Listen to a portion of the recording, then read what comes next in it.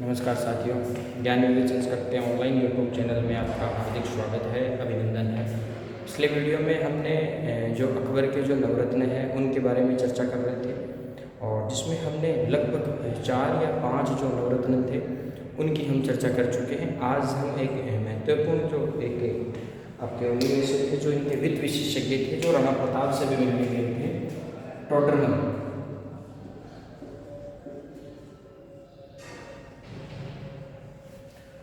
इनके बारे में लास्ट वीडियो में हमने छोड़ा था कि जो टोडरमल जो थे उनके बारे में, तो आज हम टोडरमल के बारे में अध्ययन करेंगे।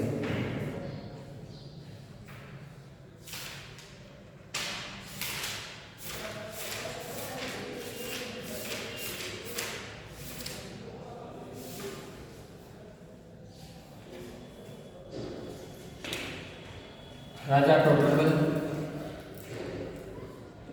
खत्री।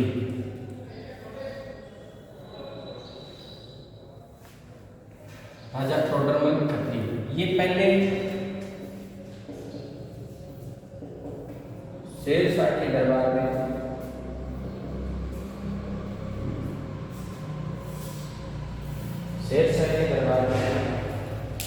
ठीक है,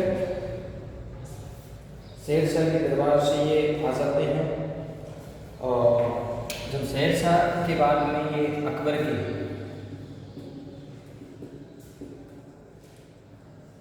दरबार में, और इनका कार्य होता है वित्त विशेषज्ञ।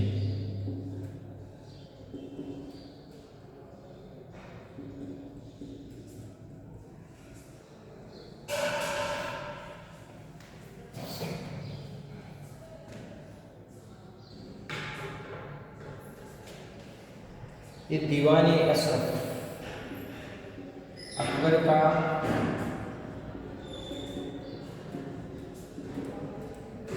दीवान ए अशरफ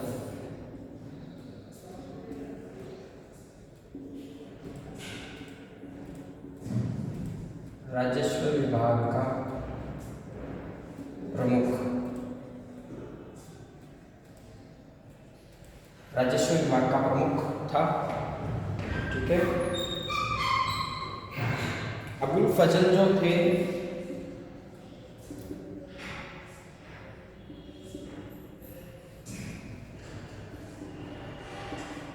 भोला बाबा कहाँ है, ठीक है, अबुल फजल ने इसको भोला बाबा कहा है या सादा लोग है भी कहते हैं। और ये एक बात और कहा करते थे कि जब इनकी मूर्तियां चोरी हो जाती थी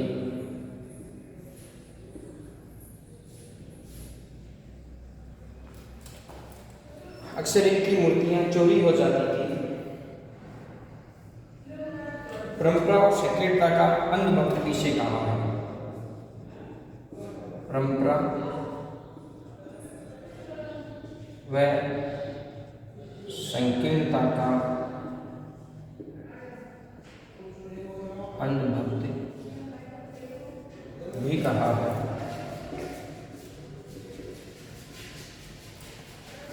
बस बेसिक सी बातें आप देख लो। हालांकि सबसे ज्यादा इंपॉर्टेंट ये है कि ये दीवाने अशरफ था या वित्त विशेषज्ञ था। राणा प्रताप से भी ये मिलने के लिए जाता है।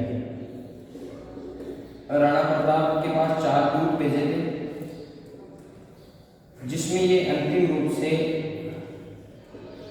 चौथे नंबर पर जाता है 1573 में, ताकि लाभ हानि समझा सके।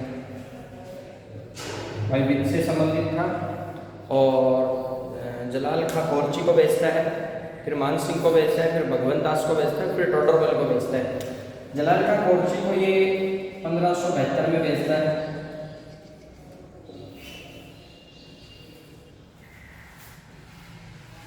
और फिर ये 1573 में बाकी के जो 3 है ना, 3 को 1573 में बेचता है, जिसमें टोडरमल को ये अंतिम रूप से बेचता है कि भी अकबर से मित्रता करने पे क्या फ़ायदे हैं और क्या नुकसान है। ये थे आपके टोडरमल खत्री। बेसिक सी बात है, 3 या 4 चीज़ें हैं। और इसके बाद में मुख्य सातवें थे मुल्ला दो प्याजा,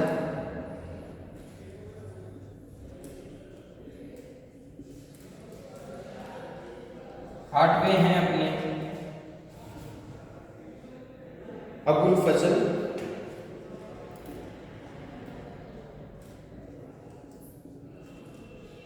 और 9वें हैं हकीम हुकाम। इनको प्याज बहुत पसंद थे। ये नागौर के थे, हालांकि इनके सबसे पहले अपने राजस्थान में इनमें से क्वेश्चन पूछते हैं। हकीम हुकाम ये रसोई था। खानी सम्मा,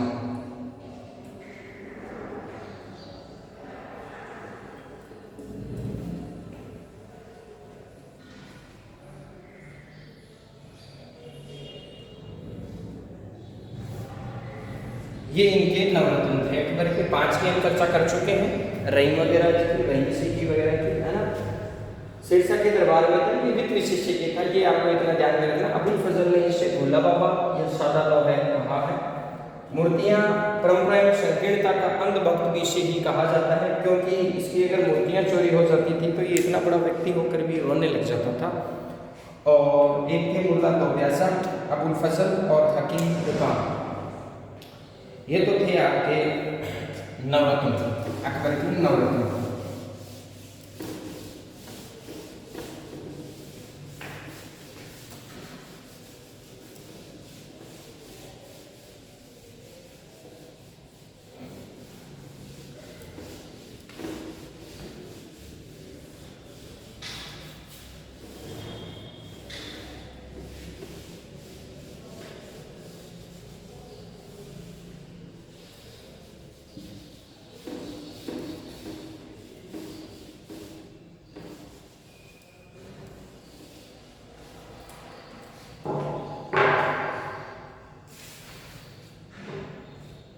फिर बात करते हैं अकबर के पुत्र।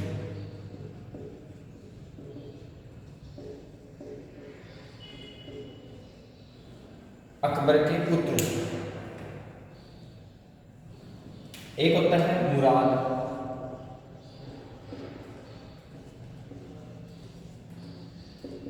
दानिया,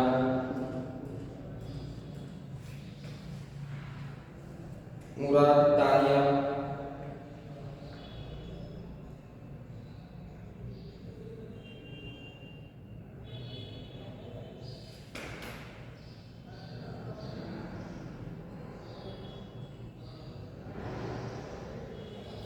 मॉन्फ्रेट को इसका शिक्षक नियुक्त किया था।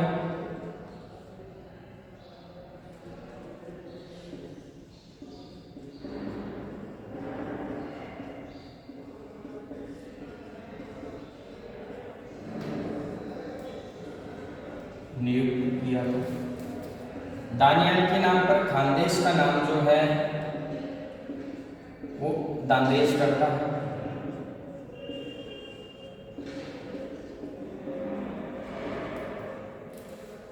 दानदेश करता है। पुत्रियों में अकबर की पहली 2 पुत्रियां थी।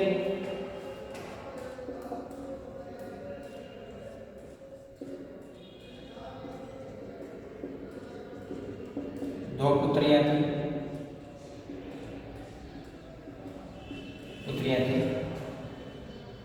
खानूम सुल्ताना और शुक्र निशा बेगम।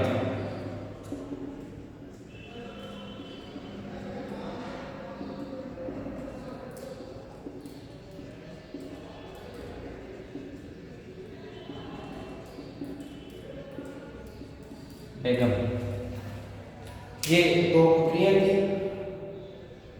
छोटी पुत्री आराम बानो बेगम थी।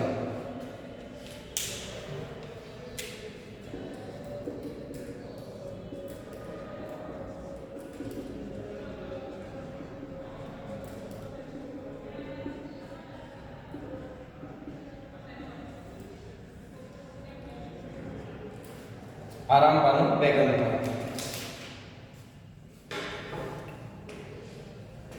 पहली 2 पुत्रियां में थी खानूम सुल्ताना और शुक्र निशा बेगम। सबसे छोटी पुत्री आराम बानो बेगम थी। मुराद जो था मॉन्फ्रेट इसको शिक्षक नियुक्त करता है। अत्यधिक शराब पीता है तो अकबर के काल में ही ये शराबी होता है।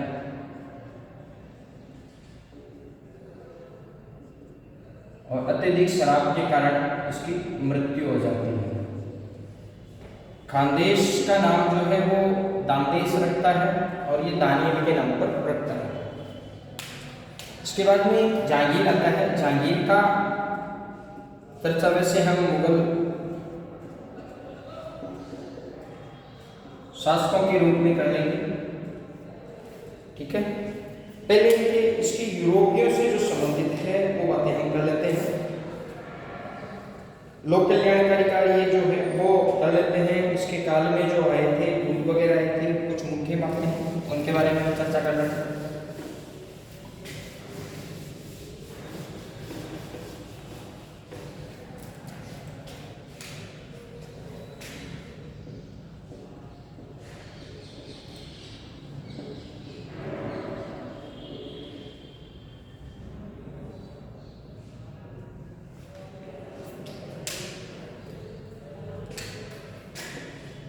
झरोखा दर्शन,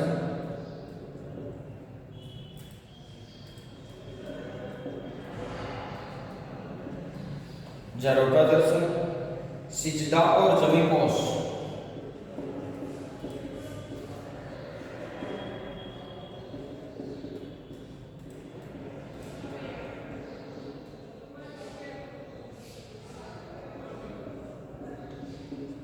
जमीपोश की शुरुआत करने वाला अकबर पहला मुगल शासक था।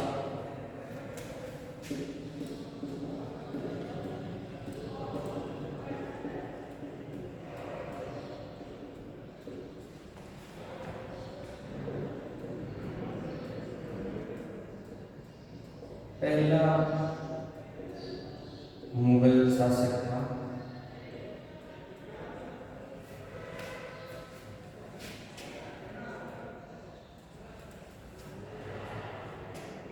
अकबर ने मुनीम खां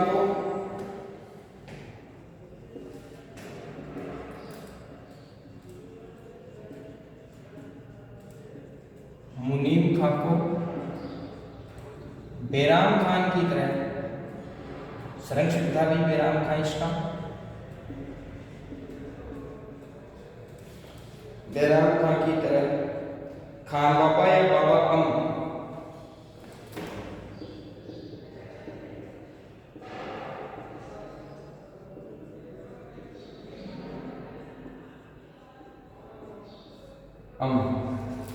बाबा का अर्थ होता है मेरे पिता, मैं पिता की तरह मानता था। बाबर जो था, सॉरी अकबर जो था, मेरे पिता कहता था।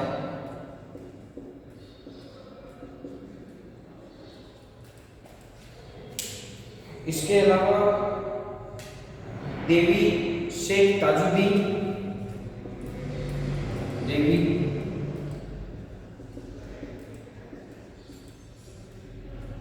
शेख ताजुद्दीन, मुल्ला मोहम्मद,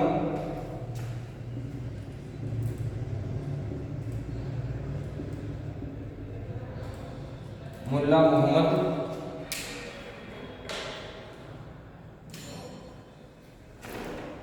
अकबर के शयन कक्ष के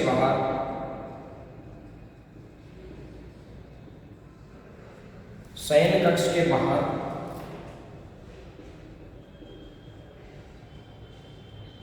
धार्मिक चर्चा करने वाले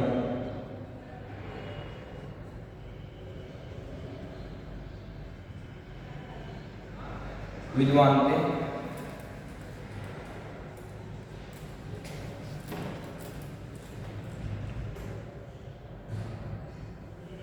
अकबर ने तैमूरी शासक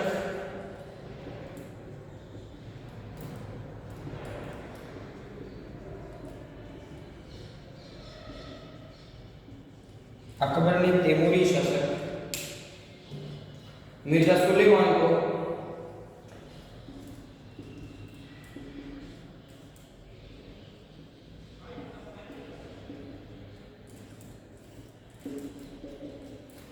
अपने दरबार में संरक्षण दिया।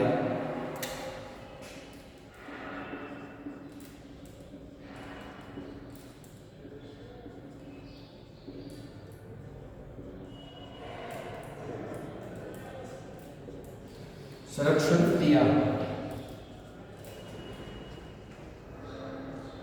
अकबर ने, ये इंपॉर्टेंट है, सभी इंपॉर्टेंट है। अकबर ने अपने हरम में जो बेगमें थी, बेगमों के नाम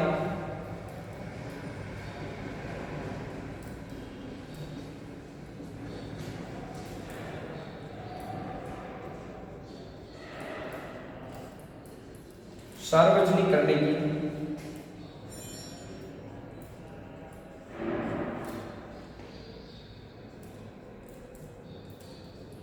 प्रथा पर रोक लगाई। ठीक है।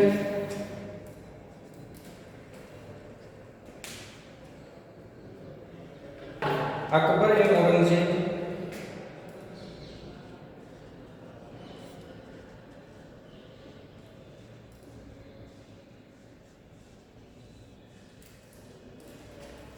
अकबर एवं औरंगजेब ही वह मुगल शासक, ये दोनों वही मुगल शासक थे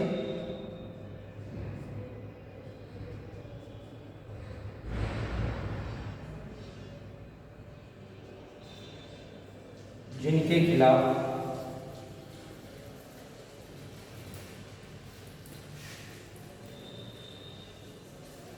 फतवा जारी किया।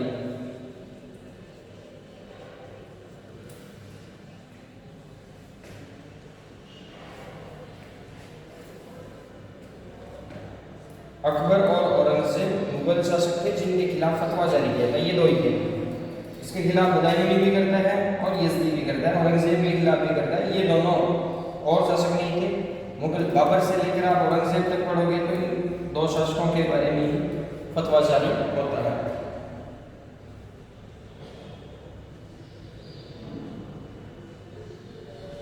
इसने मक्का मदीना को, अकबर ने मक्का मदीना को विजिट करने के लिए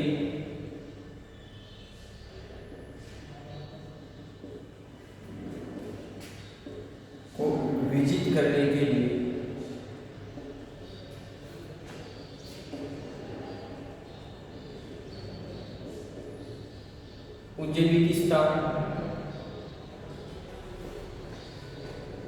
के शासक के साथ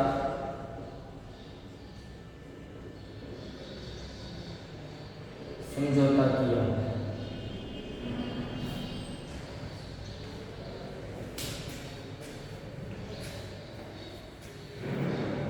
ये थोड़े से आप इनका स्क्रीनशॉट ले लीजिएगा।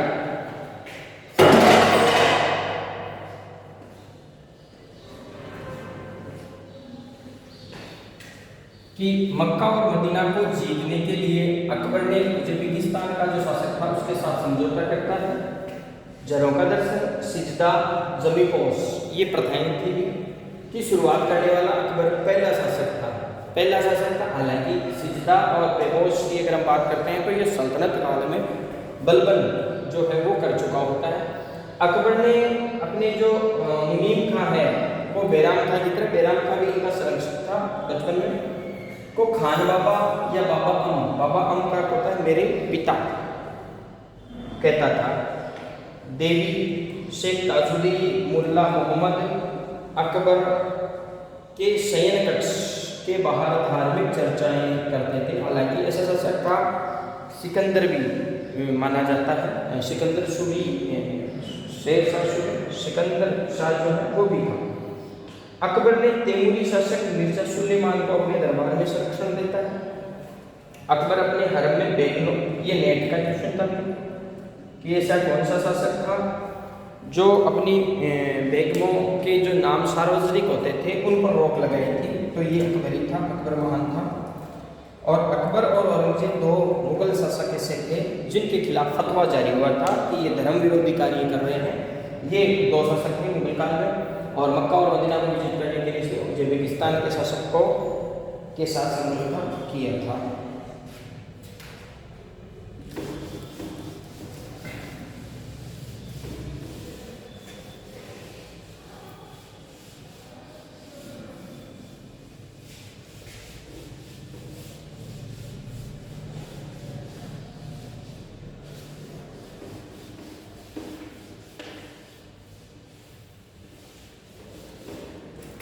इसके अलावा अकबर में हमारे लिए लोक कल्याणकारी बच गए थे कि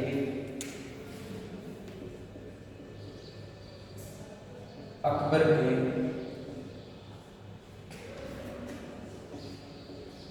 लोक कल्याणकारी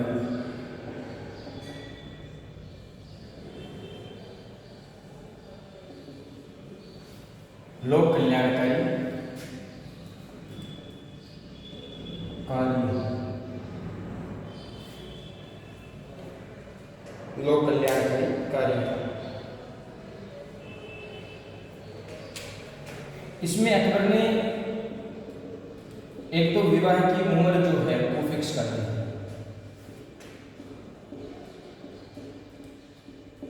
उम्र निर्धारित की, लड़के की और लड़की की 14 और 16 वर्ष।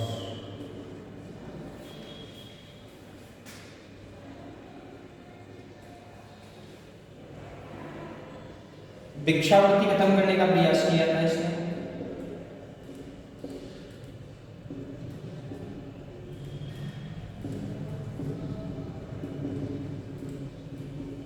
का प्रयास किया, वेश्यावृत्ति पर रोक लगाई,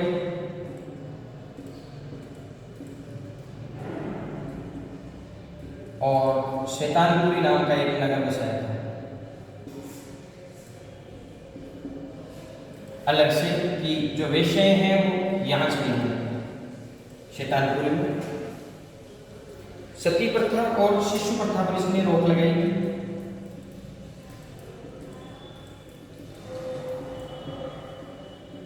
शिशु हत्या, छोटे बच्चों को मार दिया जाता था, पर इसने रोक लगाई, रोक लगाई।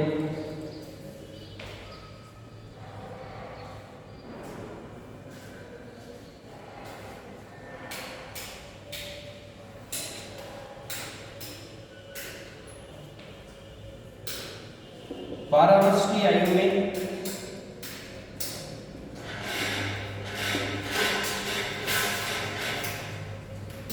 की आयु में खतना या सुन्नत पर रोक लगाई।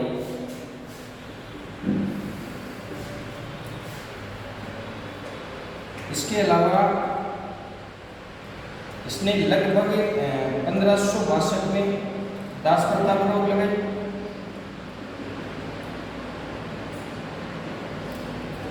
1563 में तीर्थ यात्रा कर, 1564 में जजिया कर,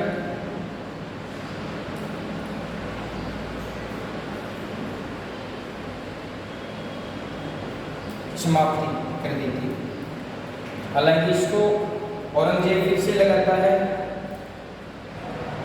और ये भी एक बार दोबारा लगाता है, और फर्रुखसियर जो है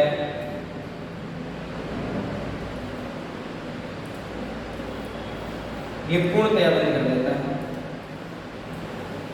तो ये भी इसके लोक कल्याणकारी कार्य। अकबर ने जो विवाह की उम्र थी लड़की की 16 वर्ष कर दी थी और लड़की की 14 वर्ष के लिए कर दी थी। भिक्षावृत्ति, भिक्षा जो मांगने वाले थे उस पर इन्होंने रोक लगा दी थी। वेश्यावृत्ति पर रोक लगाने के प्रयास किए थे और उनके लिए एक नगर बसाया था शैतानपुरी, की वेश्याएं जितनी भी है वहाँ चली जाए। सती प्रथा उस समय एक भयानक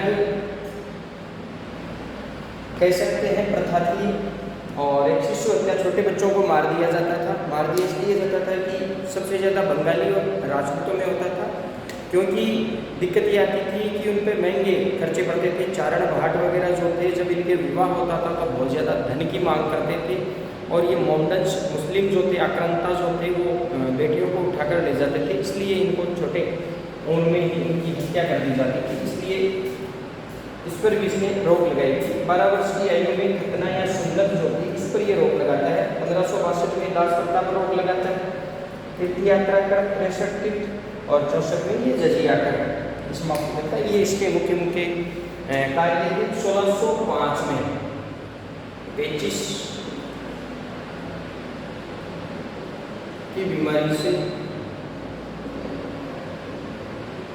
अकबर की मृत्यु हो जाती है और इसके बाद में राजा बनता है जहांगीर, जिसके बारे में हम अगले वीडियो में अध्ययन करेंगे जहांगीर के बारे में। तब तक के लिए धन्यवाद।